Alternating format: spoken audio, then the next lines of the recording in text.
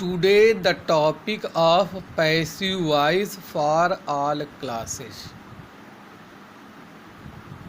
सर्वप्रथम आपके सामने आपके मोबाइल स्क्रीन पर आ गया है टेंस और वर्ब चार्ट। 8 प्रकार के टेंस की पैसिव वॉइस बनाई जाती है। सबसे पहली चीज़ आप ये जान लीजिए कि जिस एक्टिव वॉइस के वाक्य में ऑब्जेक्ट दिया होता है उसकी ही पैसिव वॉइस बनाई जाती है। देखिए आपके सामने मॉडल्स की वर्ब चार्ट भी मौजूद है। पैसिव वॉइस में कौन सी क्रिया किस टेंस में लगाई जाती है। और पहला रूल है कि पैसिव वॉइस में मुख्य क्रिया की थर्ड फॉर्म का प्रयोग किया जाता है। दूसरा रूल है पैसिव वॉइस में प्रायः बाई का प्रयोग किया जाता है। एग्जाम्पल लिखा हुआ है आई हेल्प माई फ्रेंड, तो my friend is helped by me. जब किसी वाक्य में मुख्य क्रिया के फर्स्ट फॉर्म दी हो या वर्ब में एस या यस जुड़ी हो तो वो पहचान प्रेजेंट इंडेफिनिट की होती है। दे सेलेक्टेड हिम कैप्टन।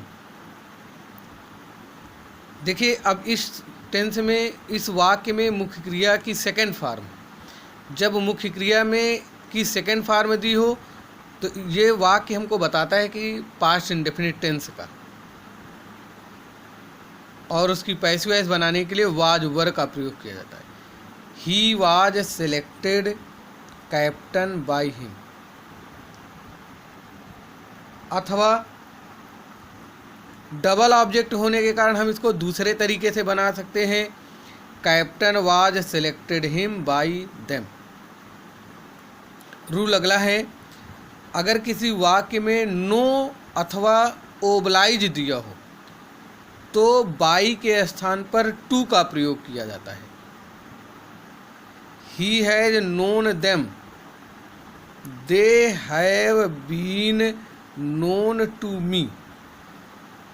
बाई का प्रयोग नहीं करेंगे क्योंकि नो और ओबलाइज के बाद सदैव टू का प्रयोग किया जाता है, बाई का नहीं। I oblige the principal. अब देखो ओबलाइज फर्स्ट फॉर्म है तो ये present indefinite. The principal is obliged to me.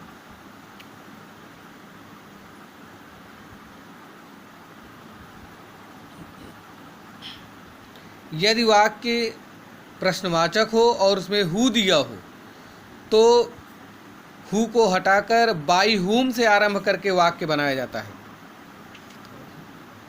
By हुम का प्रयोग करके वाक्य बनाया जाता है। स्ट्रक्चर उसका देखिए by whom plus helping verb plus object plus मुख्य क्रिया की third form plus question mark. Who has done it, तो by whom has it been done.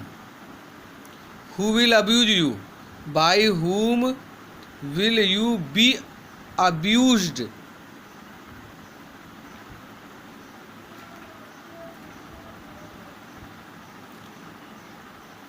Interrogative sentence है did you catch a thief, तो was a thief caught by you. Imperative sentence है जिसको बनाने के लिए let plus object plus be plus verb की third form का प्रयोग किया जाता है। इम्परेटिव सेंटेंस में सब्जेक्ट सदैव छिपा रहता है, जैसे डू इट। अब डू इट में यू छिपा हुआ है तो let it be done. Open the door, let the door be opened. यदि वाक्य में डोंट दिया गया हो तो let plus object plus not plus be plus verb की थर्ड फॉर्म। अथवा यू आर फॉरबिडेन,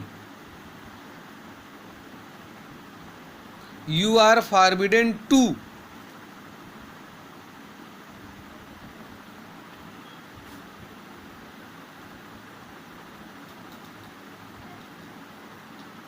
प्लस मुख्य क्रिया की फर्स्ट फॉर्म प्लस ऑब्जेक्ट का प्रयोग किया जाता है। Don't make noise, let a noise not be made, अथवा you are forbidden to make a noise. जब वाक्य में प्लीज दिया होता है तो प्लीज को हटाकर यू आर रिक्वेस्टेड टू का प्रयोग किया जाता है। You are requested to help the poor,